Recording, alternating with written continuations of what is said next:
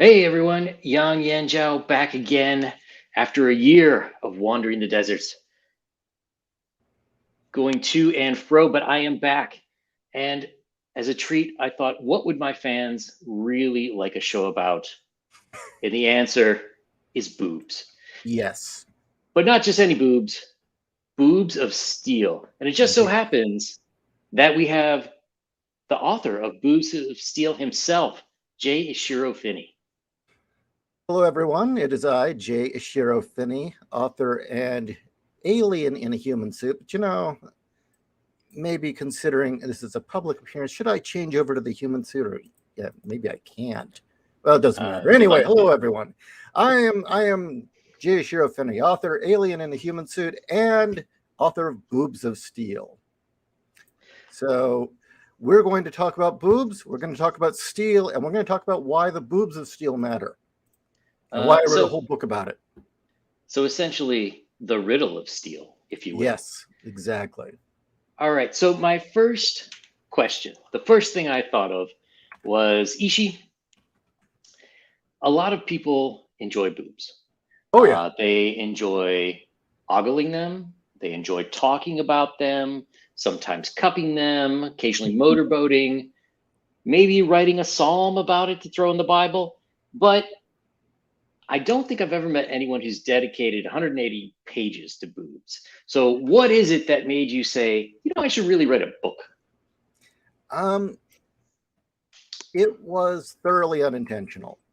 Um, FYI, for those in the audience who do not know, I am married to a very lovely woman, nice tomboy named Kat Rocha, and she is one of those women who's blessed with a skinny waist and gigantic boobs. I'll just put it out there.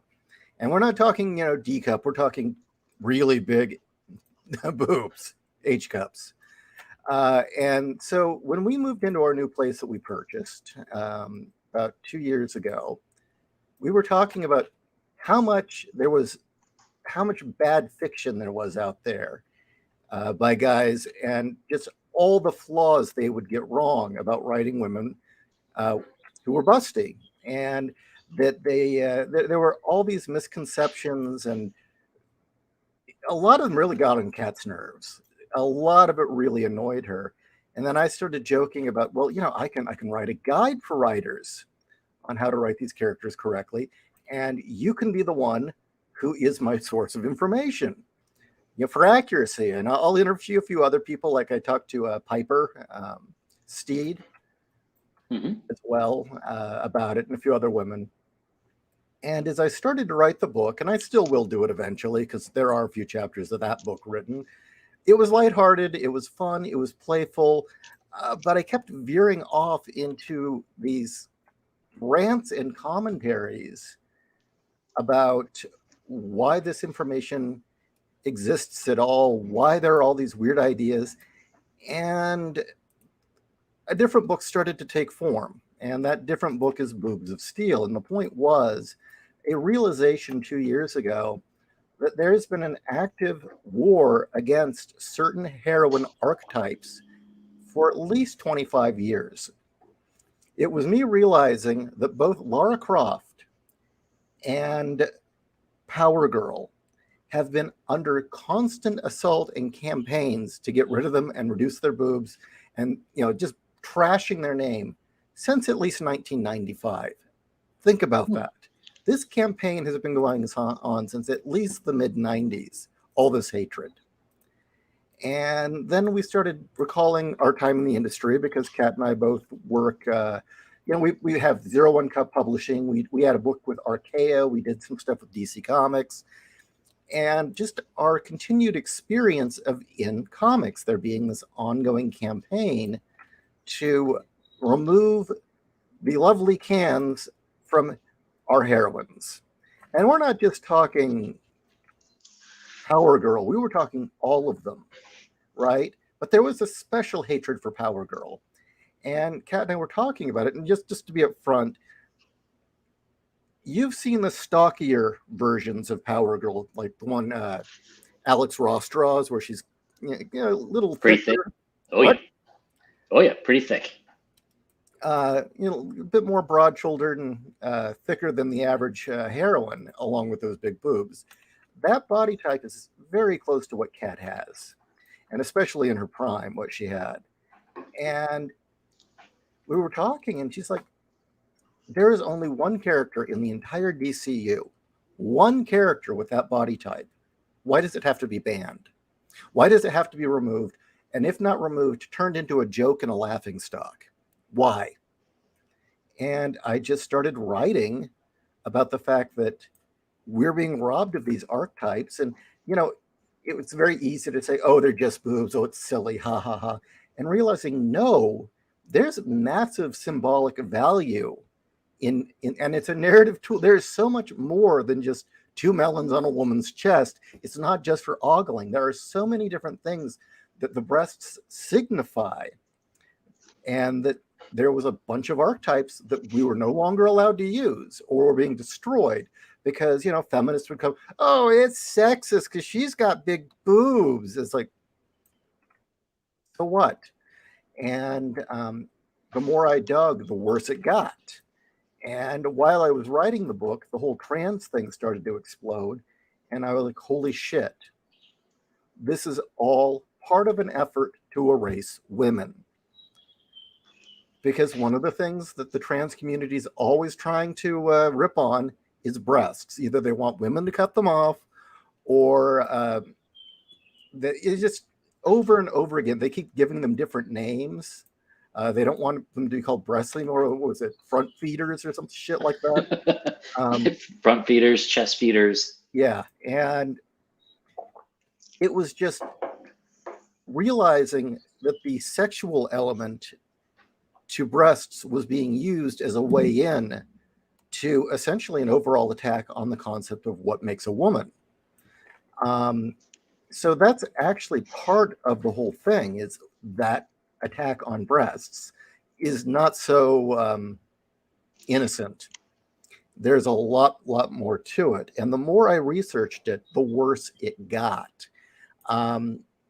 Because I came at this from the impression that this started with the 1970s feminists, women's lib, because they were the ones who really went bonkers for ban anything that men like.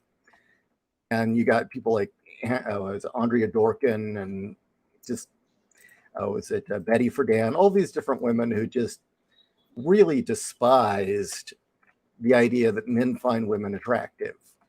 Naomi Wolf was another one. They were all going on that, that this finding women attractive was part of the oppression. And I was wrong. It didn't start with them. They were influenced by the Frankfurt School. They were obsessed with a woman named Beauvoir, who in the late 40s had made her name with the Frankfurt School, declaring that women aren't born, they are made. There is no such thing as a woman. Woman is a concept created by patriarchy to keep women enslaved. And that it's just simply a word game. The concept of woman itself is false. Thus, so is motherhood, so is, just go down the list. So that was a shock. But then another shock came in. I started looking at Frederick Wortham, who is known for almost destroying the American comic industry with his book Seduction of the Innocent, where he led that campaign against comics, right? Oh, right. And now, wasn't he partially at least responsible for the Comics Code Authority coming into play? He is responsible for it. Now, usually when you hear that story, you hear it a certain way. First off, it's always portrayed as Wortham was some sort of Christian conservative trying to ban things. That is always how it's told and always how it's sold. And they usually focus on the violence aspect of comics and the horror comics that he got banned. But the fact is, Wonder Woman he listed as one of the most dangerous characters in Western civilization. And she was at the top of his list for needing to get rid of. He claimed all sorts of things. That her and Superman were promoting ethnic superiority, but he also had this whole tirade about how big breasts were bad. And he used the exact same language that the social justice warriors used, the same language and arguments that the feminists used. And now for the kicker. He was neither Christian nor conservative. He was a Jewish communist who had fled Germany to get away from the Nazis. And he was convinced that America was going to turn Nazi if we did not start banning comics and big boobs and on and on and on and on. In fact, if you look into Wortham, who he really was and what he was all about, he didn't just want to ban comics. He wanted to ban violence and such anything he considered sexy or inappealing on television. He wanted movies banned. He wanted basically full control of what we saw, read, and heard. The guy was a bit of a megalomaniac, and his excuse every time was, "Oh, well, if you disagree with me, you're a Nazi. Clearly, you're an anti-Semitic Nazi if you think this." It was always his go-to answer. And it's like, we're hearing the same thing now. "Oh, you hate black people. You're a Nazi. Oh, you hate women and you're a Nazi." It's the same thing. And it's the exact same playbook too. And it's the same rhetoric. The 70s and the feminists, it turns out their rhetoric was communist as well. That's where they got it from. Yeah, I agree. So let's circle back for a second. And so you mentioned that there are basically classical female archetypes that are being destroyed. So I see you've identified 3. What are those 3? The top 3 are the Amazon. Well, actually, there are more than 3, but the 2 that I've put the most attention to are the Amazon and the jungle goddess or jungle queen. But there's also the Valkyrie, the bad girl, the tomboy. And if time, I'll try to include a unique archetype that's uniquely Japanese, and that's the lovely warrior. Oh. So if you could you maybe differentiate your top 3 there? Just so everybody sort of has an idea of what you're talking about. Well, in the first installment of Boobs of Steel, I go into a full history of the Amazon, starting at Paleolithic times up till about the 80s. Actually, I do cover the 80s. And I stopped there because after the 1980s, we have an idea of what the Amazon archetype is. But I trace it from the Paleolithic image of the goddess of the hunt. And then I get into the Greeks and I talk about the real Amazons and how the real Amazons were kind of like a roving biker gang of lesbians. And at first, the Amazons started as a cautionary tale. Greek women don't be like this. And over time, Greek artists and storytellers started making them more and more sexy. And then they became the fantasy of the wild woman, kind of. And from there, over time, it slowly developed that the Amazon was pretty much the starting point for all of our action heroes. And over time, as the Amazon became a more defined archetype, other archetypes started to split off, and they're all judged by how are they different from the Amazon? What makes them different from the Amazon? Wonder Woman and Marston had a lot to do with that, actually. But the Amazon traditionally is a symbol of untamed female independence and the untamed female spirit. She's a reactionary character. She doesn't trust men. She can either be virginal or a sex fiend, depending on what kind of Amazon she is. I actually do an entire chapter. Let me pull it up so I can cover some of these.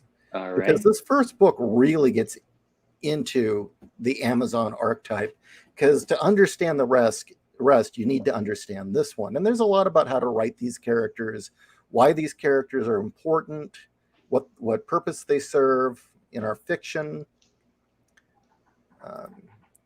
Give me a second. Sorry about this. I had it open a second ago. No worries. So for anyone who's interested, it is available for pre-sale on Amazon. Just look for Boobs of Steel. It's the first one that pops up. Pre-order price $2.99. There's a link in the All right. top of the chat. We've all seen her, the statuesque beauty who's with the stern look in her eye. Her hair is black, her figure generous, and in her hands is a sword, spear, or bow. And even though her sparse armor leaves little to the imagination, we know she's ready for a fight. Over the millennia, the Amazon has cemented her place within our culture's language of symbols. She's come to exemplify the independent woman who is unafraid to compete and succeed in male spaces. The archetypical Amazon is tall, shapely, and busty because she is a symbol of female power, and a symbol of female power needs to look overwhelmingly female, including those boobs of steel. And by the way, the boobs of steel trope is basically, in a story, usually the toughest, strongest, or best fighter who's a female in a group has the biggest boobs. And it's a signifier of she's the most woman. And it's a narrative shorthand. There's a reason Vasquez in Aliens has the biggest tits. Anyway, why? Because why does she need to look overwhelmingly female? Because a husky warrior of indeterminable sex would have a wholly different meaning. And then I get into a scene where I write two scenes that are identical with an Amazon warrior coming face to face with a Roman. Except in one version, I have a mythic Amazon who's beautiful. And then there's one where she's, essentially a burly, non-determined, more realistic Amazon, what they probably were more like in history. And just by changing her appearance, I mean, that is it. Just by changing her appearance, the exact same dialogue reads completely different. That's because the body, that image, that's part of the character. It's integral to who they are. And so would the big boobs sort of be considered like one of her weapons? Yeah, it would be a feminine soft power. I use this in the introduction. I mention that one of the reasons the large breasts are so important is usually it's a life-giving symbol. You can't realistically have a mother goddess figure or a matronly figure without big boobs. In fiction, matronly figures should have big boobs because they signify to our brain something very important: nurturing, life. But when you give those big boobs to a woman with a sword and she's sexy, okay, the symbol takes on a different meaning. And one, it's feminine soft power that she can wield over men. Feminine soft power and feminine strength is kind of hard to define. Masculine strength is very easy to define because it's physical, it's outward, you can see it. Hercules throws the rock, he clubs the lion.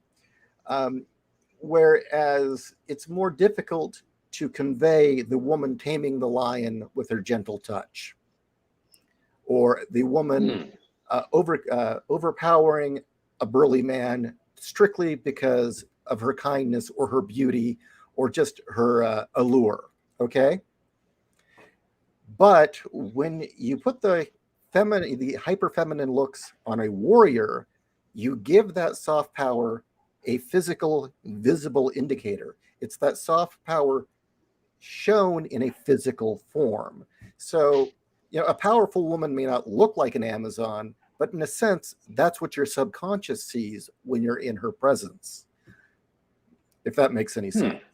It does. And so the other thing, the reason it symbolizes female soft power in a physical way, which is very important, or in a visual way, which is very important to storytellers. But second to that, they still have the comfort and the nurture and the life-giving metaphor to them, no matter how butch the woman is. Again, I bring up Vasquez. And the reason I bring that up is that here's the symbolism. A man with a sword has the power of life and death, to start or prevent a war, to save a life or take a life. A woman with or without a sword is still a symbol of life with those boobs. They still have the symbol of being a life giver, regardless. And so, when you start taking these heroines and making them flat-chested and mannish, like was it Captain Marvel, who went from being a blonde bombshell to essentially, well, let's say it, Carl Manvers. It looks like a dude. The moment you do that, everything she does is now seen through a different light. Everything she does as a heroine that's masculine, her masculine behaviors, all she is a discount man missing a part. She is a poor man's version of another hero. You take away Wonder Woman's sexiness, you take away her beauty, her allure, her breasts, she's a second-rate Superman. That's all that's left. That's true. And she'll never be as whole as the original. So you mentioned the Amazon. What's the difference between the Amazon and the Jungle Queen? Okay, that's very good. That's a good question. The second book will get very much into the Jungle Queen, or Jungle Goddess, as I'm calling her. And the reason being is it goes back to Goddess of the Hunt again. The Jungle Queen and the Amazon both came from the same place, almost. And that is the myth of the wild woman, the feral woman, right? The untamed woman. But whereas the Amazon is ambivalent to men, where the Amazon competes with men. Yeah, she's a figure who prefers women but competes in male spaces. The Jungle Queen is nature unleashed. She is both beautiful and deadly. She's not ambivalent to men whatsoever. In fact, usually in Jungle Queen myths, if she sees the man she wants, tough luck, guy. She belongs. You're her property now. She's taking you back to the tree and having her way with you. So she symbolizes both nature's fury and nature's grace and bountifulness in a way. And it all roots back to the idea of these feral women who lived like animals or lived more in tune with nature. And over time, they used to be kind of conflated. For a very long time, the Amazon and the Jungle Queen were conflated as the same thing. But over time, especially after Wonder Woman, there was kind of a hard separation where it's like, okay, the Amazon's more orderly. She's a warrior. She's this, she's this. The Jungle Queen's the female Tarzan. And so in that regard, yeah, she is an embodiment of nature, almost a nature spirit. I actually don't call her a Jungle Queen in the book. I keep referring to her as a jungle goddess because it goes back to nature goddess mythology, basically. But the two are very closely aligned, very similar, and they're both came out of the same thing, the goddess of the hunt. Over time, some other archetypes started popping up and showing themselves. Give me a second. I'm trying to see. I had written a bit about how, as the Amazon became more and more defined, other archetypes started coming out of that, splitting off, and they were being defined by how they were different from the Amazon. One of them being the bad girl. And the thing about the bad girl archetype is, one, she is not ambivalent to men. She's a wild child. She's, well, basically, she's Lara Croft. Lara Croft or Black. That is Lara Croft is the ideal bad girl. Another one would be Catwoman. She's the allure and danger of the female, but also, again, she's reckless. She takes chances. She's wild. She's fun. If that makes any sense. Definitely. Oh, here we go. I think I found it. All right. By their definition, the Amazon archetype exists as a set of, by their definition, archetypes exist as a set of popular, recurring symbols, motifs, patterns that we see in our culture. And it's no surprise that with Wonder Woman's popularity, she would become the standard which all Amazons were judged. This also caused the archetype to fracture into a whole host of subcategories: the jungle goddess, the bad girl, the frontier woman, the tomboy, and I don't include this, but the Valkyrie. And I bring up the Valkyrie. Usually she's conflated with the Amazon. She's not. The Valkyrie is the one who fights by your side. Valkyries were the women. They were essentially they were like the women in Robert E. Howard stories.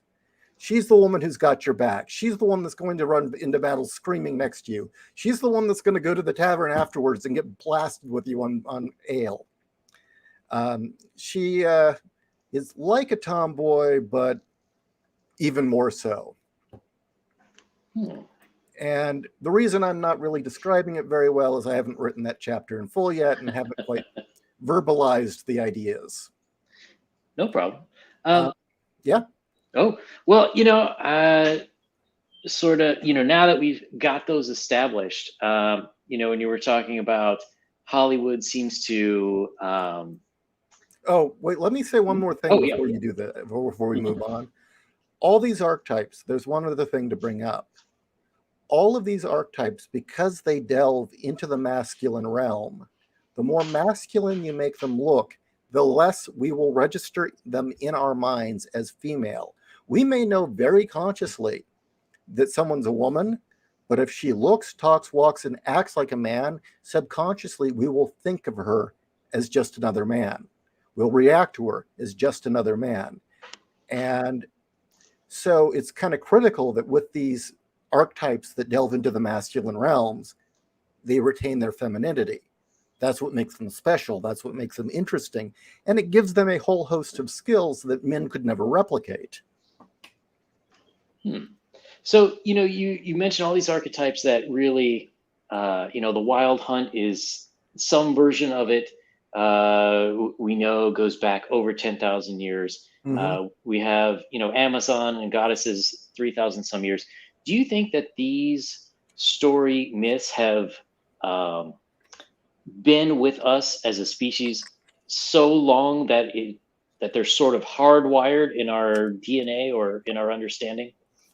In the book's introduction, I say as much. Yes, I think they are hardwired in our minds, just like the hero's journey is a set of events that a person has to go through to become a hero. These things have been with us as long as we've been banging rocks together.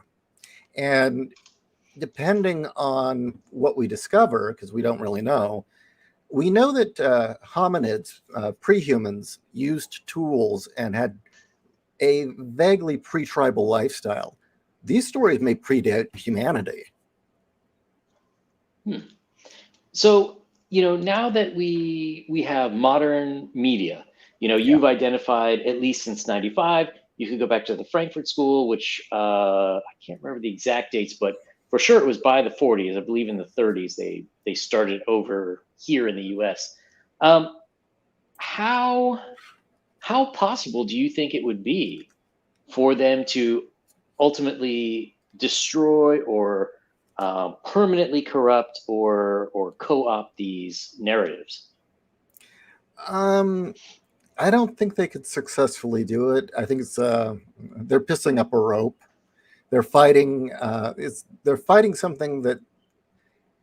How would I put this? I say in the introduction, 50 years or even 100 years of activism is not going to undo millions of years of evolution. And what they're doing is they're burning the house down. They're destroying our icons, our legends. We will make new ones if they actually fully succeed. But there are drives within us that cannot be ignored.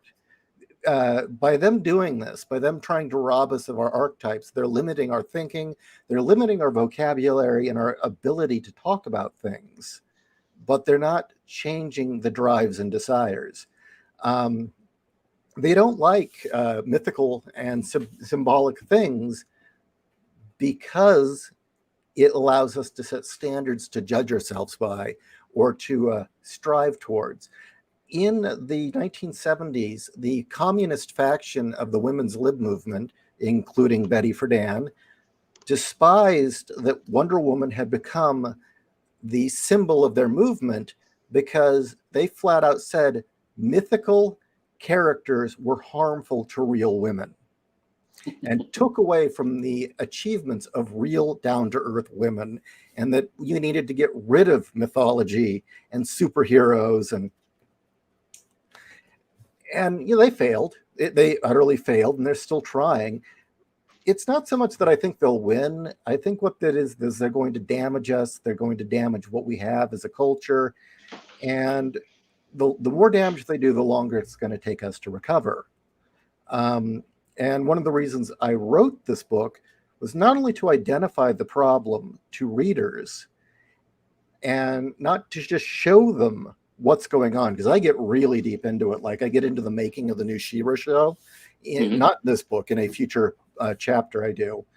And I show that it was deliberately made to try and get kids to question their gender. I mean, this is a very concerted effort to really screw this up. But the book not only addresses the problem, it provides the readers with an understanding of these archetypes and a way to, and an answer to whenever you get the, oh, well, those boobs are offending me. The boobs are sexist. That's why we got to get rid of the character. I'm providing them with every reason why. No, actually, it's very important. Power Girl has big tits. That is integral to a character. Just like Supergirl should not be stacked. They symbolize different things. I get into archetypes that aren't boobs of steel and say, well, this is why they're not. But the other thing I provide readers with is an education into what these archetypes are, the purposes they serve to our culture. I walk them through whole examples. I get an entire chapter on the 1980s about all the various iconic, well, as to put it, strong female characters the 80s gave us, and say, we're doing ourselves a massive disservice by just focusing on Ripley and Sarah Connor. In fact, those two characters are very limited. Both of them only become heroic when child is in the mix. And it completely overlooks, Valeria in the Conan movie. It ignores Maggie from Escape from New York. You go down the list, there were all these different types of characters. And while you think you're getting a retrospective on characters from the 80s, it's also an education on Jungian symbolism in a way that's made palatable. Hopefully the people will read the first chapter, get a lesson on Jungian archetypes, and not realize they'd learned it, because we're talking about 80s fiction and movies. The second chapter, I then tie over what Japan contributed to the Boobs of Steel archetype, because there was a lot of back and forth between 80s media in Japan at that time, and they really influenced each other. Third chapter, I then give a breakdown of what the Amazon archetype is and all the different types of Amazons, because there is the standard Amazon. I explain the Amazon as an anti-hero. Then I talk about a shadow Amazon, and that's a Jungian concept, which is that the shadow is the how would I put it? It's the primitive mind. It's where it's where superstition and instinct rule. And that when a archetype is ruled by their shadow, they become a shadow archetype. And one of the examples I use, for instance, is the Tim Burton's portrayal of Catwoman. Usually, Catwoman is portrayed as a bad girl. In fact, she's one of the ultimate bad girls. But I say in a scene the Catwoman Tim Burton portrays is actually a shadow Amazon. In a scene where Catwoman stops a rape in progress, she carves up the would-be rapist's face, knocks him out, and then turns to the victim. The young woman smiles with a sigh of relief. Thanks, I. Before she can finish, Catwoman slams her into the wall and sneers, "You make it so easy, don't you?" And what it is, yeah, she despises the villain. She is so entrenched in her primal side that she walks the line between hero and villain. And that, oh God, what was her name? Callisto from Xena is a shadow Amazon. Oh. Whereas Xena would be, the good Amazon archetype. And then I give an entire history. I don't know. What were we talking about? Well, I was slowly making my way back to exactly. Well, I guess we're trying to figure out exactly why these new versions of women with no breasts or small breasts or more masculine features as opposed to deadly but with feminine features, why aren't these resonating with modern audiences? Well, the easiest answer is they're bad characters. It really is the easiest answer. Is the people writing them are terrible, terrible writers. And even ones who do have writing skill, the characters are thoroughly, irredeemably awful. For an archetype to function, and I talked about this earlier on my show, it's like, I used cooking as the example. You can't boil water and throw a bunch of random, whatever you feel like, into the pot and expect a pasta dinner. You cannot just have a story, throw a bunch of labels in, and expect it to be heroic or even a good story. The archetypes are a series of ingredients and processes that a character goes through in order to be heroic, these are what they have to be to fill the role of a hero. And these woke characters have none of that. The only thing they're ever talking about is their self-empowerment, their greatness. The only thing that matters is them. They all come off as basically sociopathic villains. It's really bad when you realize Dr. Doom has more of a moral compass than Riri Williams. That is very true. Yeah. No, go ahead. By robbing, what it is it's a war against femininity. It's also a war on masculinity, but it's a little different. That's a different book. War on masculinity is they'll always need men because their ideology, which is rooted in Marxism, always needs the other to hate. It needs the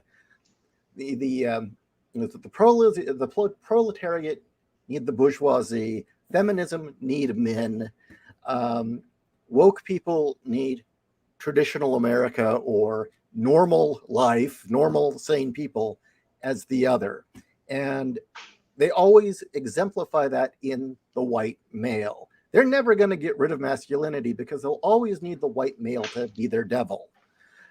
So that's the war on masculinity, is making men pure evil, basically, in their eyes. The war on femininity is they want to get rid of it. They don't want it to exist. Why? Yeah. I'm not entirely sure, but yeah. Oh, well, I was going to say, and we can see this in other cultures too. So, for example, if we look at Maoist China, everyone, the women, they were forced to cut their hair short. Everybody had to wear the same, I want to say tracksuit. That's not the right word, but it's basically the same janitor's uniform. And they really discouraged any sort of wearing of makeup or any of this. It was all bourgeoisie, which was of course evil. So this isn't something that's new or something that's just coming around. But do you have any thoughts as to why it seems that when these attacks start, it's always trying to shift women's perceptions first? They don't generally start with men to say, oh, you're bad, you're evil, you're doing this wrong. It always starts with women and then it goes to men. I'm going to hate to say it. I mean, this is women are followers often. Unfortunately, women tend to operate under herd behavior. Men tend to operate under pack behavior. That's just the way it is. As you'll notice, most men think of themselves as an individual, but women will often speak and think of themselves as a group, which is already easier to manipulate. Also, I would mark this up to men and women think about society differently. Men, by and large, women can just be. They just are. Whereas a man has to become a man. A man has to prove his worth to the tribe. The man has to have a direction. Male thinking is goal-oriented and, to put in the bluntest of terms, producing resources for survival. When you look at female leaders, and Europe's a great example of this, there's no thought to actual resource production. It's about distribution. I want my share. And so that mindset alone is easier to manipulate because they're constantly being offered by communism. Well, you'll get this free security. You'll get this. You'll get this. You'll get this. I'll give you this. Whereas a lot of men, or at least if they're not soy boys, will start to see that as a leash. It's like, well, wait, I'd rather be independent. I don't want to have to need you to do these things. Now, I'm not saying all women are like this, but unfortunately, a lot of them are. There's always this myth, oh, well, any woman can be a doctor, any woman can join the military and be on the front line or fly. It's like, no, that's the exceptional few. That's one of the reasons warrior women are so interesting to men, because they're the exceptional one who rose above the pack. They're the one that was stronger, smarter, better than the rest and achieved, rather than taking solace in a crowd. So, I mean, it's not a pleasant thing to think, but really, I think it's the false offer to women that you won't need a man for security anymore. And by the way, you should hate men because they're the ones that made you need them. Now, daddy government will give you everything and you don't have to need a man. I hate to put it that way, but women fall for it for some reason. Anybody in the audience disagree? I mean, by the way, if you think I'm thoroughly wrong, let me know. I mean, I don't mind disagreement. No, unfortunately, I kind of have to agree with that. I'm sure people would say like, oh, there's this woman, there's that woman, but you are right. There are the exception, and there certainly can be women. Like I've known women who are great fighters in MMA and other competitions. I've known women who are great with guns, who are great outdoorsmen, everything, but there's not that many. Why do you think we're so fascinated by them? Exactly. So, and speaking about being fascinated by them, so what advice would you give for people who want to write exciting, interesting female characters that really resonate with an audience? Well, it's interesting you bring that up, because one of the other things I found in doing the research, and maybe this says something about the male-female dynamic, is I tried as hard as I could to find iconic heroines created by women. And both men and women flock to the ones created by men. There are very, very few. There I could say, yeah, this is a female character created by a female. One of the few being Sailor Moon was one of the rare ones. But you look at all these heroines that we love, and they're usually created by a man. Not only that, the man who creates them, usually he's more often than not making his ideal woman. There's always this claim that, this strong female character was man. The man wrote this because he was writing his fears of a strong woman. Well, that's sometimes true, but more often than not, no, it's him writing his ideal woman, or the kinds of women he thinks about or fantasizes about. Mamoru Oshii, when making Ghost in the Shell, that portrayal of the major, Motoko, was his ideal woman. Friday from Heinlein's book Friday, that was his ideal woman, his dream woman. I think Red Sonja was similar with Howard, but I could be wrong. So in that regard, one, don't worry about the labels. Don't worry about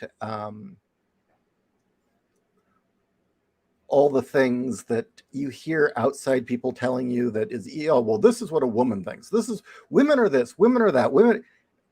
That's one of the problems is, again, women tend to speak of themselves as a group, and they all think that they're that all women think exactly like them, which is such bullshit.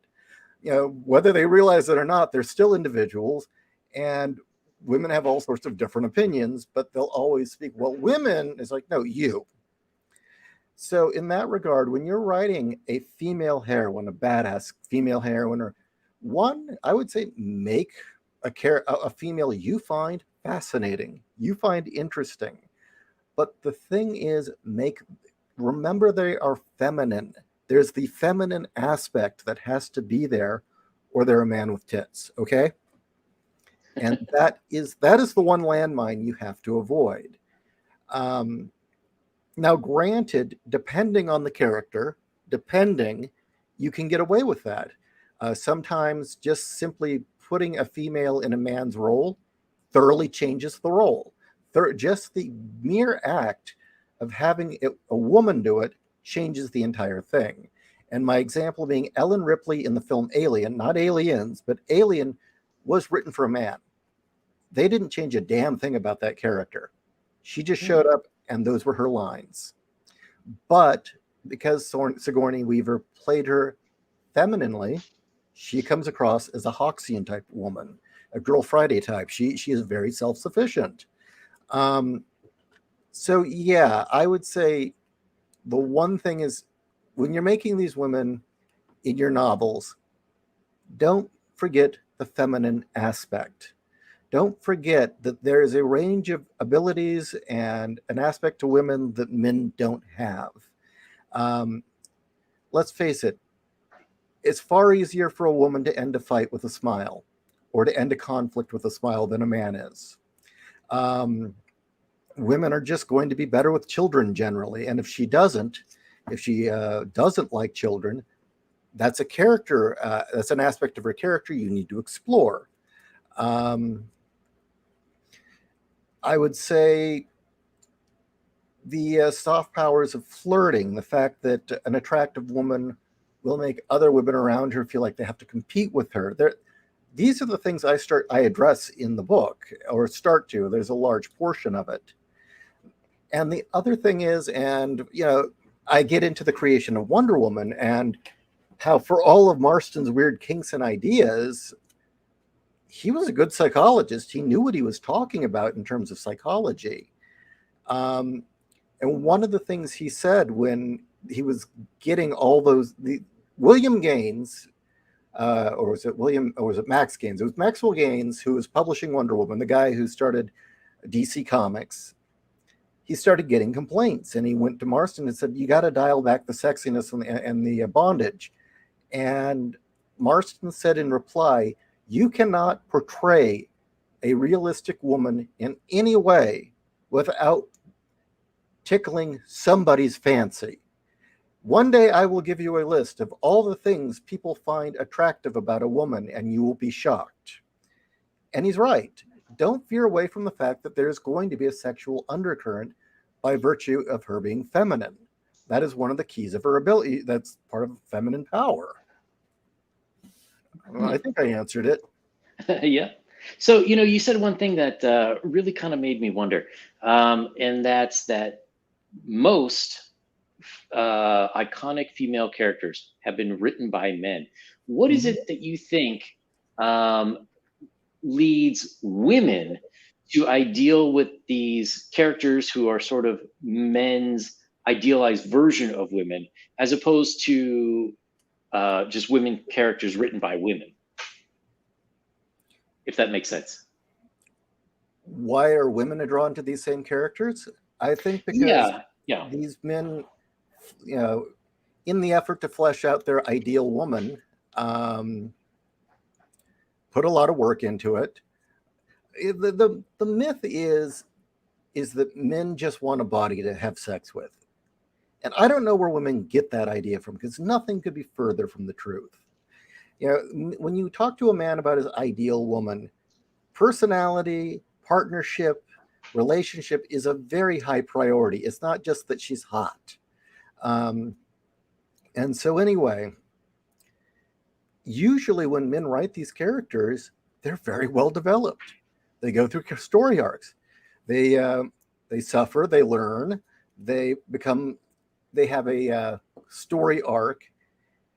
And I think that's a lot to do with it, is the men put a lot of effort into developing these women when they write them.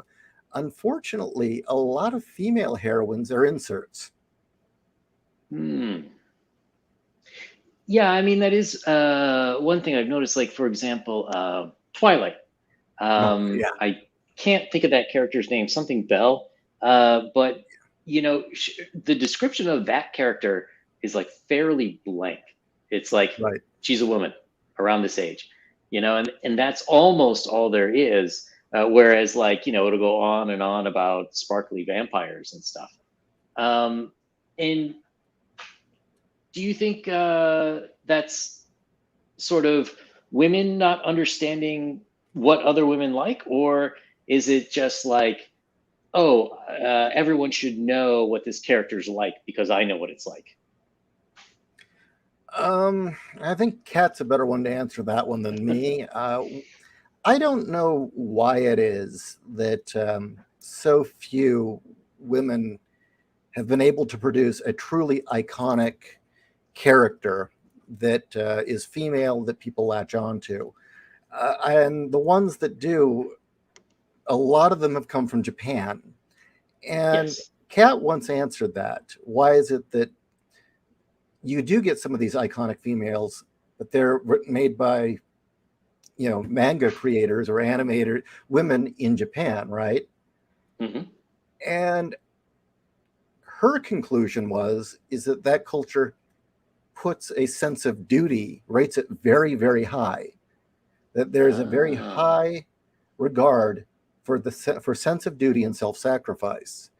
And that may be it, because if you look at Sailor Moon's arc, she's constantly struggling with the fact that she's a 14-year-old girl who just wants to be a teenager, but continually sacrifices because she knows if she doesn't, horrible things will happen.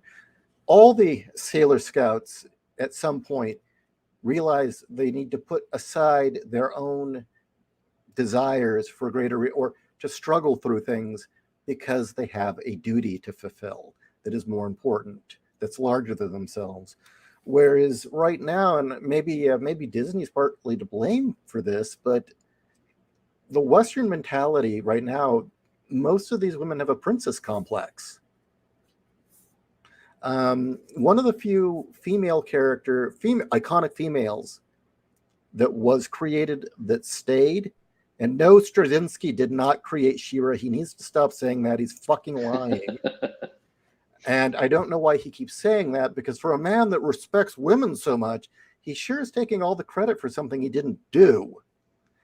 She-Ra was actually created by the woman who was the head of the Barbie toy line at Mattel at the time. And Mattel was thoroughly blown away that girls were playing with He-Man. They didn't get it. Why would girls want to play with these muscle-bound men? Yes, why? How strange. Why would boys play with naked Barbies? I don't know why. But they also were finding not only that 1/3, it was 1/3 only. And this is what I mean by maybe we have to accept that there is only so many women who are going to be the exception to the rule. But I think it was either a fourth or a third of the people playing with He-Man toys were girls, and those girls in surveys said they much preferred Tila to Barbie, and that blew them away. They was like, well, wait, girls want to play with Tila, and they liked that Tila had a sword, and they liked that Tila was shaped a little different than Barbie, and just she promised the little girls adventure. And so they spent a year surveying little girls around the country. The woman who ran the Barbie department, her and a couple other people from that design team did a mass survey of young girls, and they decided first they wanted to do essentially barbarian Barbie. They was like, okay, let's make a Barbie with a sword. And she flat out said quickly, no, that's not what they want. They don't want Barbie. They want an adventurer. And she came to the conclusion what girls wanted was a character that was strong but still retained hyper-femininity, promised the concept of adventure, but was also pretty. Think about that. And so She-Ra was created by 4 women based on the desires and the power fantasies of little girls in the 80s. So in a sense, it wasn't like inspiration from a woman. It wasn't like one woman sat down and said, I've got a story to tell. This was created by survey realizing, hey, this is what girls want. And essentially, they wanted Tila, but prettier. Interesting. I wonder if that would still hold true in 2023.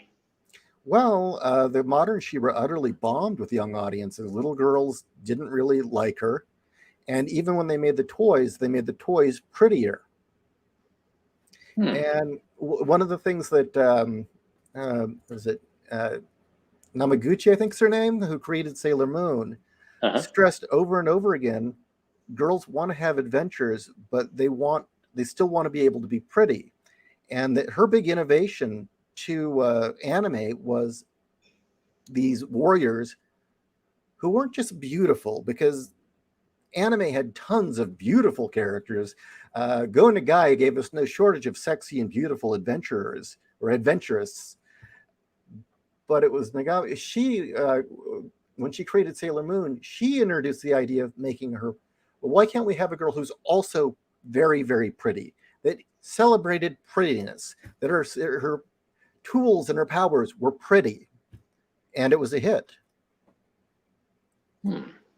So I think part of it is that these people are so, the culture warriors are so submerged in Marxist, feminist, postmodern ideology, they've absolutely lost all touch with their subconscious. They're operating in a cult mentality and are lying to themselves about what the human heart craves and what the human mind craves when it comes to our iconic heroes.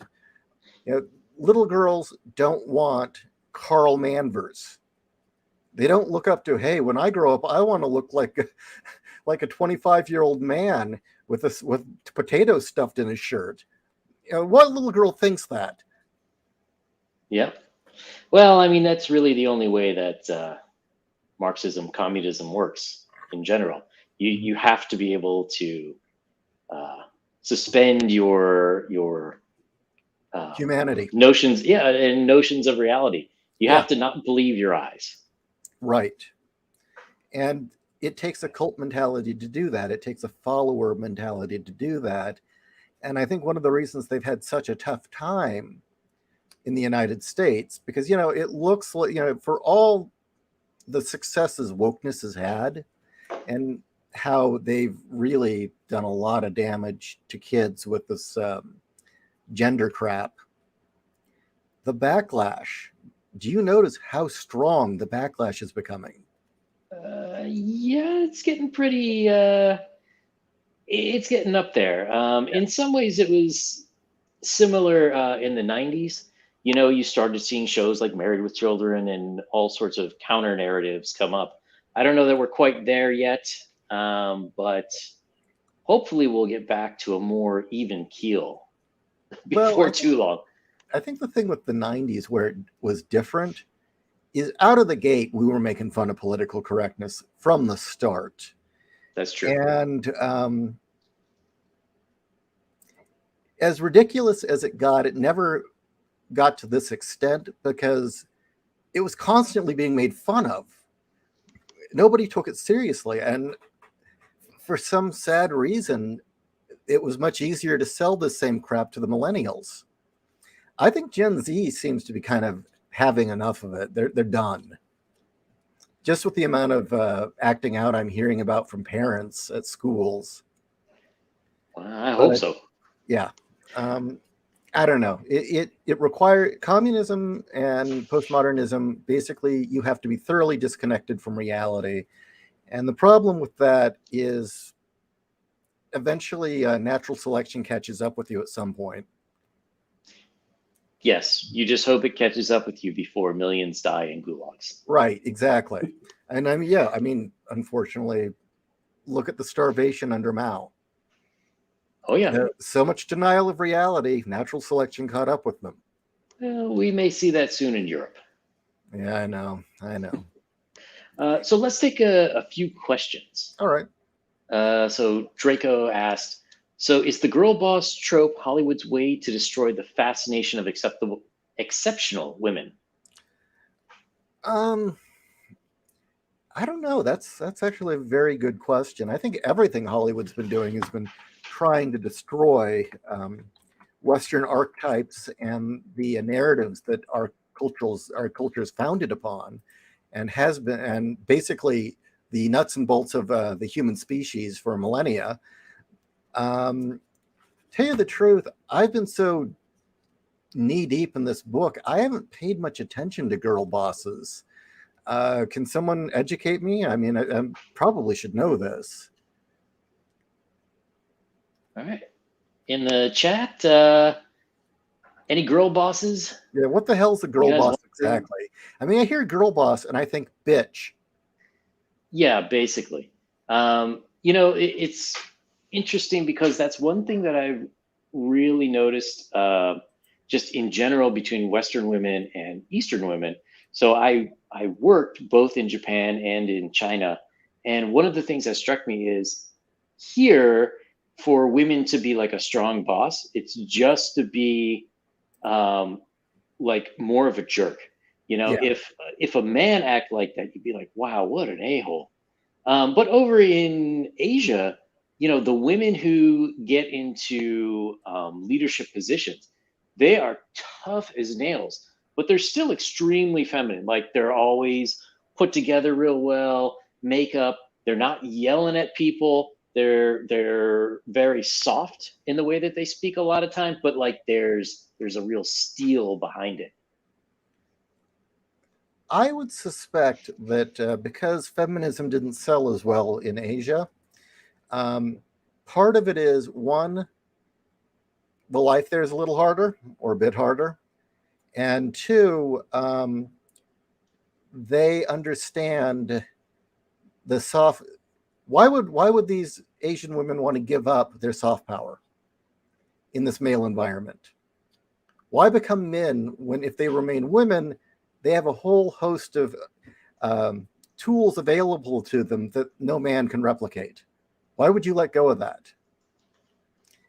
I mean, it kind of makes them invaluable. And maybe it's also the responsibility and sense of duty to family and culture might be part of it. I couldn't say for sure. I mean, each culture is a bit different.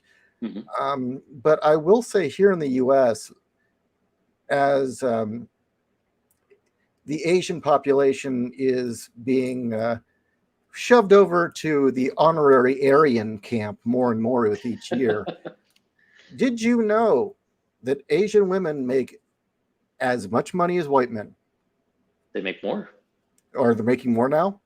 Oh yeah, they are Asian women, and too, it depends on how you group quote unquote Asian, because are we talking East Asian or are we including like Far East.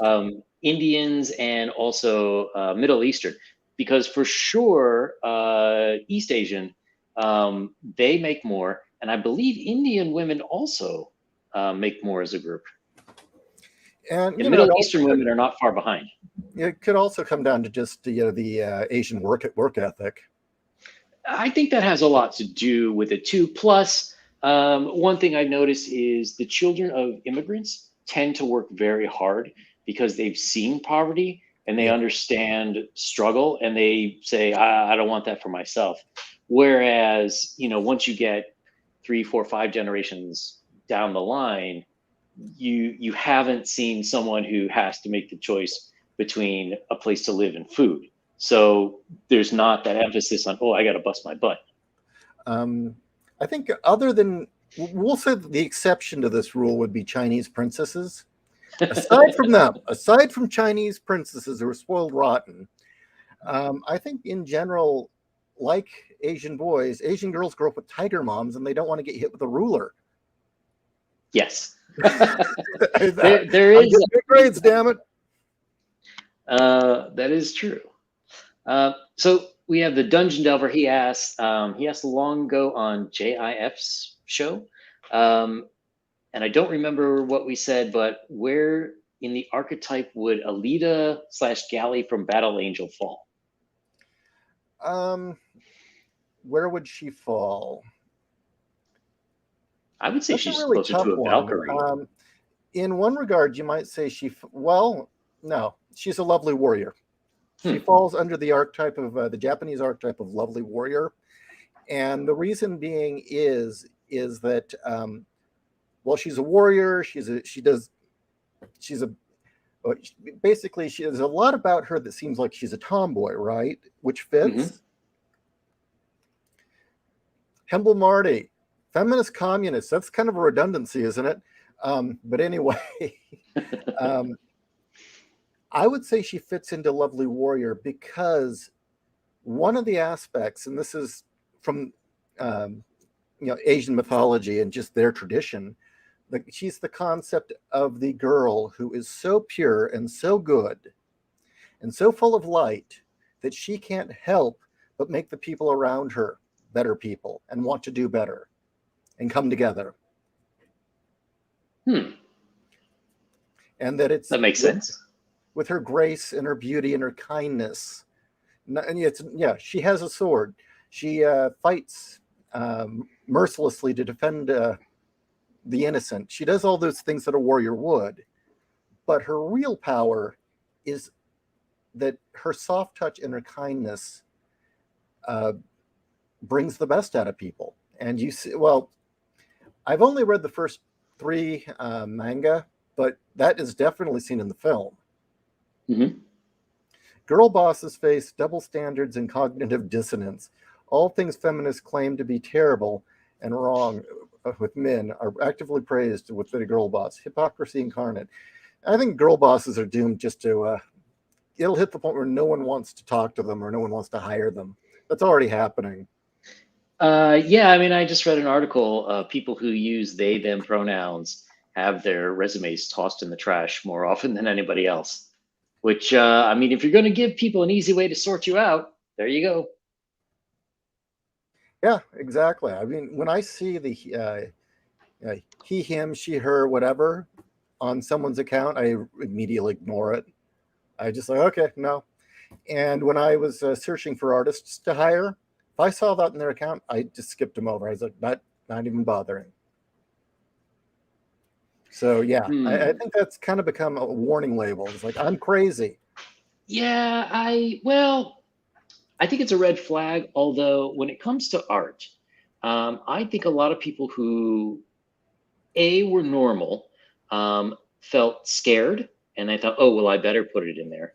Not that they necessarily believed in that sort of ideology, but they said, I got to put food on the table.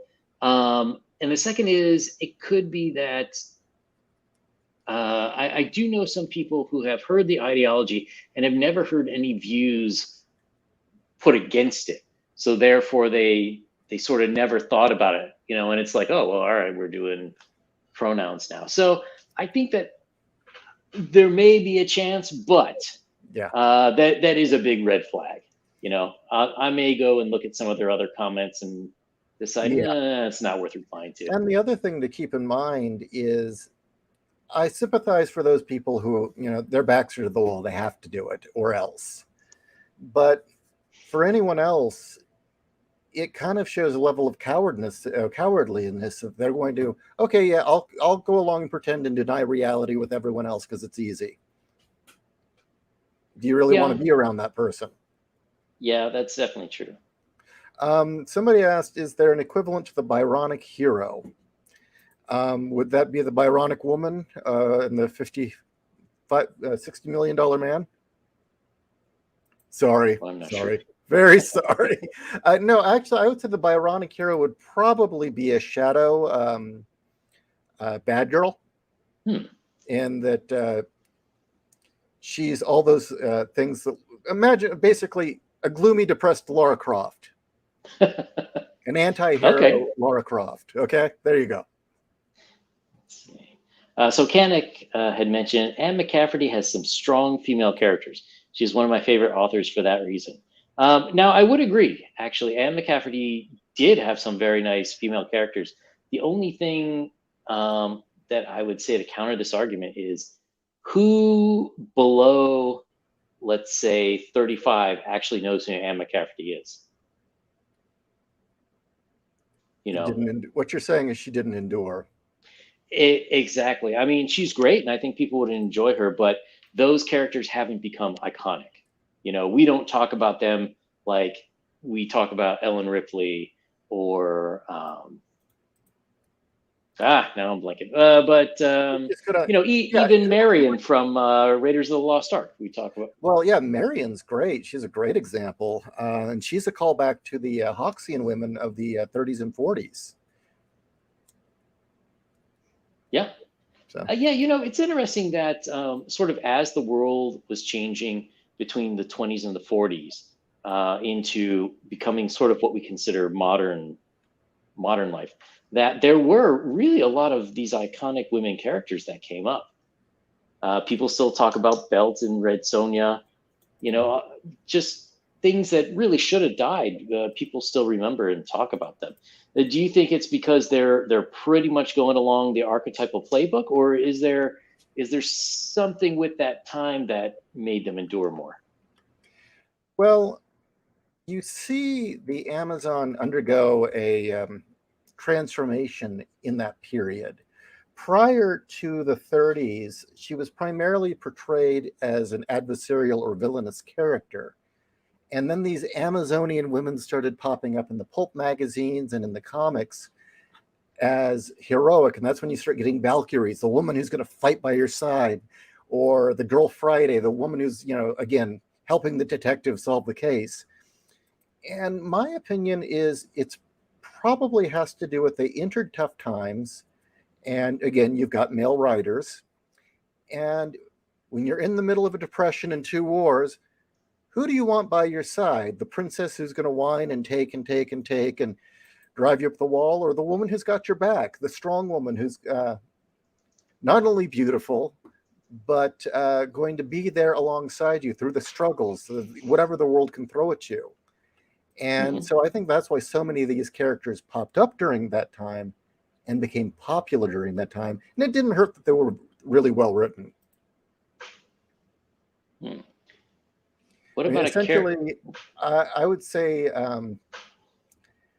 despite what the feminists have turned Rosie the Riveter in, the real Rosie the Riveter, the beautiful woman who was going to support the war effort and do everything she could to make sure that this country survived and succeeded, and the family survived and succeeded, and do it while remaining beautiful, was like a fantasy and an archetype that we kind of idealized.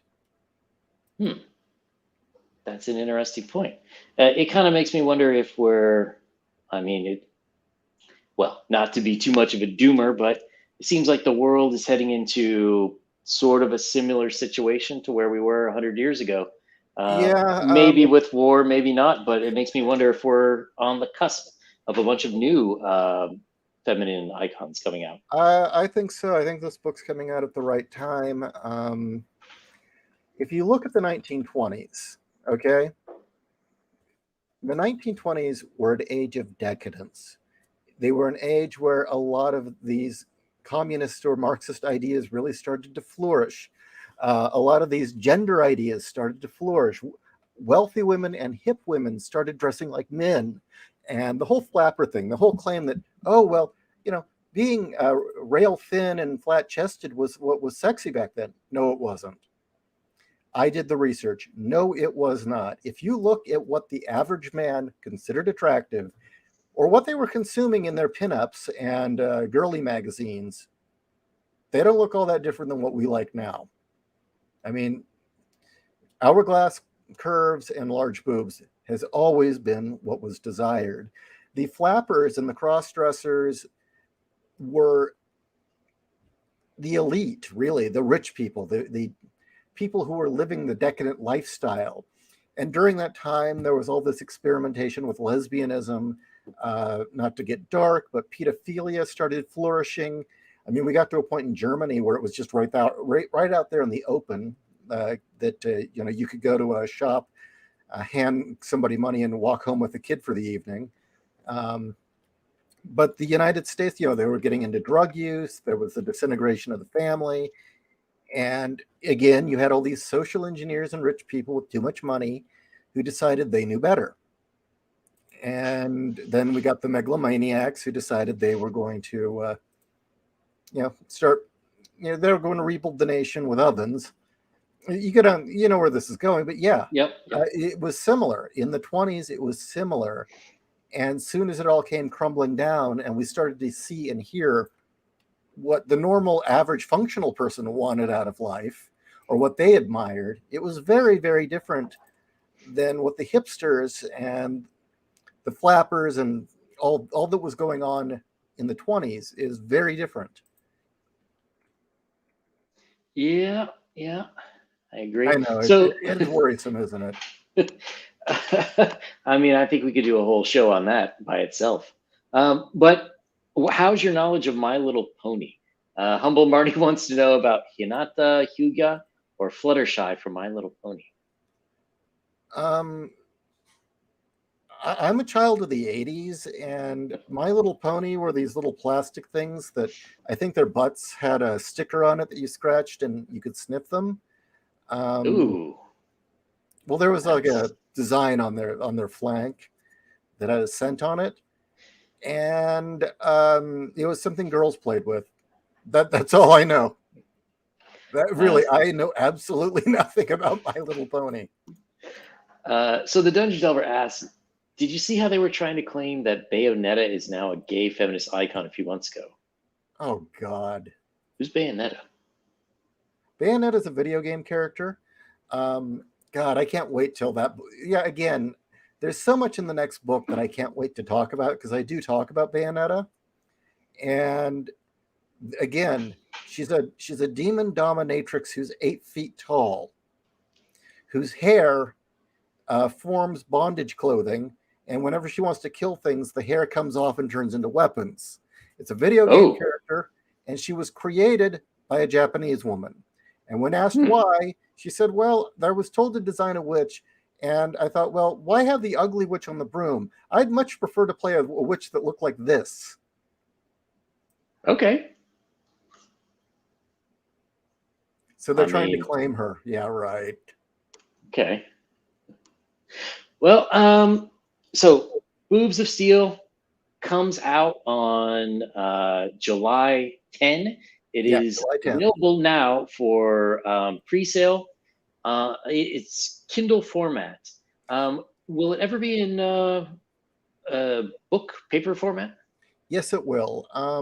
The reason it has not been put up in print form yet is because, as I said, I was closing in. It was up to the wire, me polishing chapters. And to do the layout for the book, the text had to be flawless and finished. The second reason being is the book's going to take a lot longer to lay out because books are more friendly to graphics than Kindle is. So I can use a lot. I'll be able to include a lot of images. I mentioned paintings and books and characters and people, and I'll be able to include photographs. Oh, nice. But that will take time. Okay. And I think you mentioned that there will be a part two because it seems like if you're writing about Boobs of Steel, there needs to be at least two in the series. Um, yeah, I came to the conclusion after working on it for 2.5 years that if I didn't release this, it was never going to come out, or when it came out, it would be old news. So I said, screw it. I've got enough for one book. I'll put it out now. Truth be told, this book has 6 chapters. I may include a 7th, depending on if I can polish the last chapter before the 10th to my liking. But I've got another, give me a second.